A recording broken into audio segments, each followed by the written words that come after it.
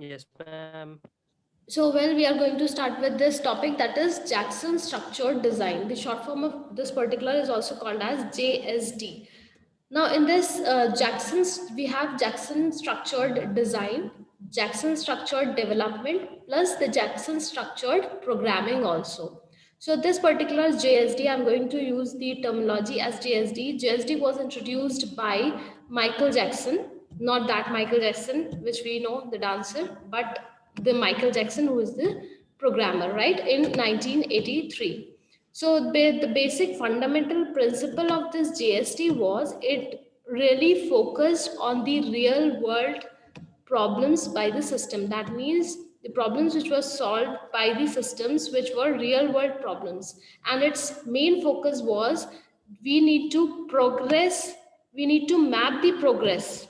We need to map the progress in the real world rather than specifying the functions performed by the system. Now, what does this mean? This mean to say that we are not only working on the concept of, or we are not only focusing on the functions and features of the system, but we are also mapping the progress of the real world with the timeline, right? So its main focus was map the progress. Now, when we talk about Jackson structured development, what it is all about, see, first thing, you must have heard of the term that is called as software life cycle, right? Software, what is software life cycle? Before starting with this, I am just going to give a brief description about software life cycle. Software life cycle is when the idea emerged to develop a software, and from where the idea emerges from a particular problem, right? What do we do? First of all, we have a problem statement, right? We have a problem statement for which you are going to design a solution. We have a problem statement and we are going to design a solution for this, and that particular solution is just an idea of the software or of the system, right? So this particular idea or the problem, this is the starting point of software life cycle. Every life cycle starts from a initial phase, and the initial phase of this particular life cycle is what is the initiation of idea. And from where the idea emerged from a problem statement, right? Now, from this particular point to the complete designing, development, and coding and implementation. So that was the continuation where the idea emerged. We have a requirement according to that particular idea. Then we have the design, the development, and the implementation of the code. And then we get the final software. Now the software gets released in the market, and till the time the software wears out, the software is wearing out. Software, first of all, does not wear out. What happens? It gets outdated in the market. So once the software get outdated, that particular is end of the life cycle of the software. Outdated. So see, physical existence things does wear out, but software cannot wear out. Why? Because software does not has the tendency of getting, getting harmed, or any physical destruction is cannot be done of it. The only thing is the software can be outdated of the market. So that is what the software life cycle is, just a general idea about it. Now, Jackson system development is what? It is a method of software or system development which covers the software life cycle. So it is what? It is going to cover the software life cycle. It is a method which does what? It uses certain framework which is having certain specialized techniques for designing and development of the software.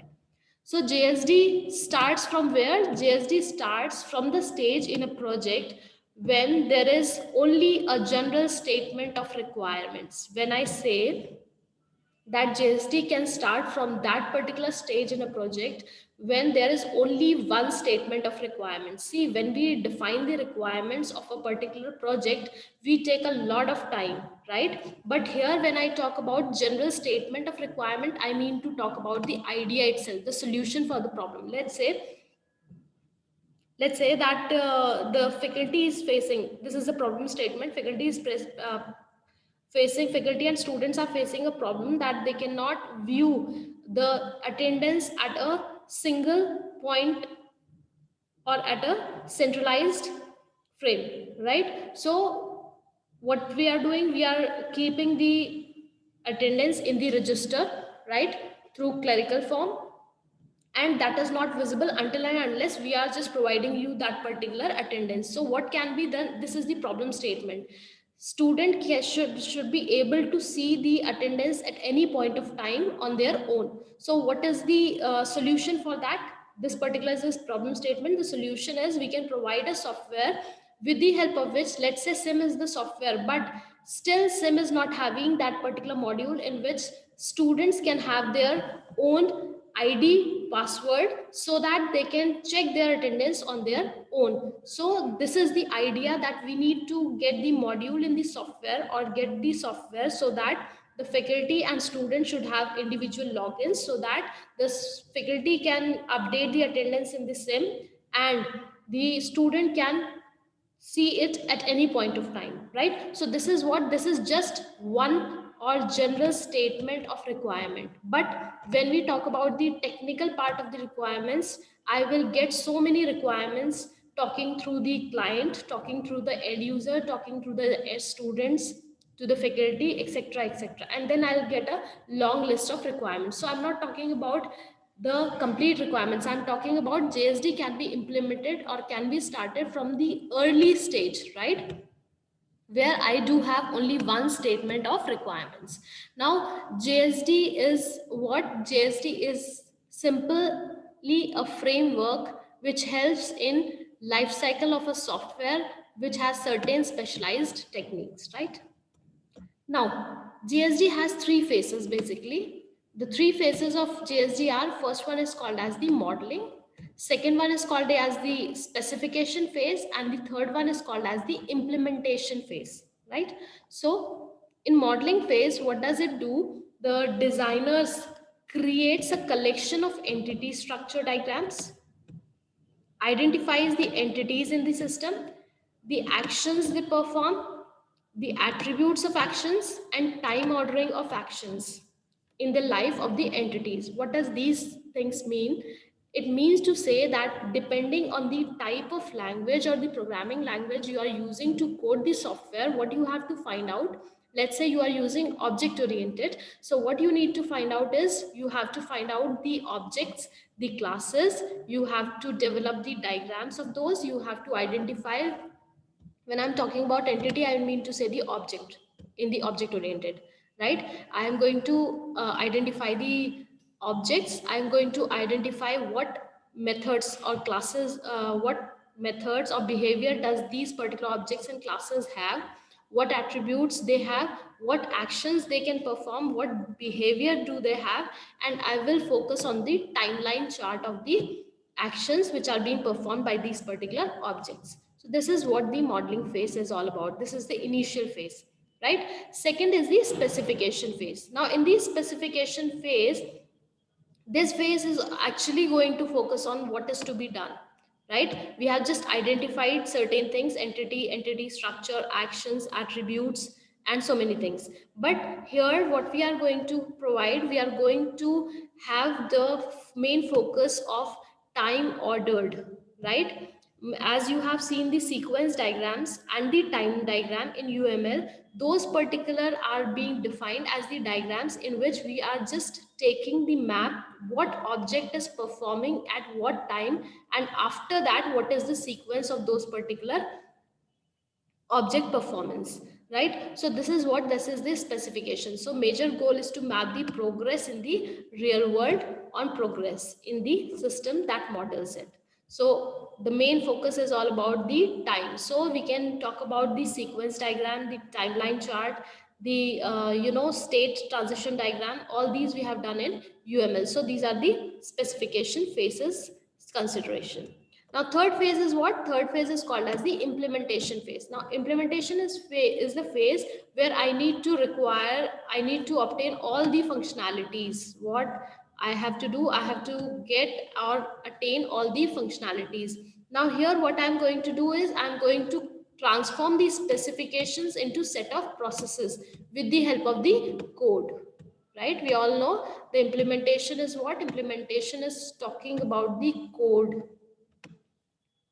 So up till now we have created a logical structure, but here logical structure is being converted into the set of processes and set of functionalities with the help of the code. The process involved in it should be designed in such a manner that it would be possible to run them on available software and hardware, right? So implementation phase is talking about the code plus the deployment.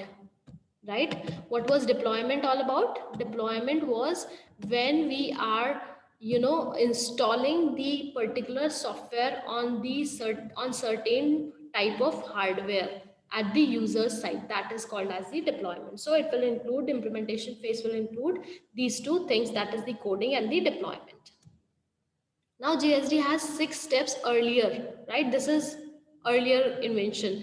That was entity action step, initial model step, interactive function step, information function step, system timing, and the system implementation. But in the new scenario, what we have done earlier, we have seen that we have 3 phases. So these particular 6 steps has been converted into 3 phases. One phase is the entity step and action step. The second phase is talking about this particular 4 steps, that is initial, interactive, information and system, that is called as the specification or the network phase. Right, specification phase, this was the model phase which we have seen earlier, and this is what? This is the implementation stage, implementation phase, which we have talked about in the earlier slides. So this is what? This is the model. These 4 are the specification, and this is the implementation. Right? So these 6 steps are being converted into 3 steps. Now, what are the merits of these particular Jackson structured development? First of all, it is used to solve the real-time problems. It focuses on time, that I have already told you. The modeling is done according to the focus on the time. It is considered as a simultaneous processing and timing, because we are working on the project, plus we are making sure that the project is on time. That is, we are working with the focus on time. Next, it is a better approach for micro code application. That means where the code is not very large, right? At that particular application, we can easily use the JSD. But what are the demerits?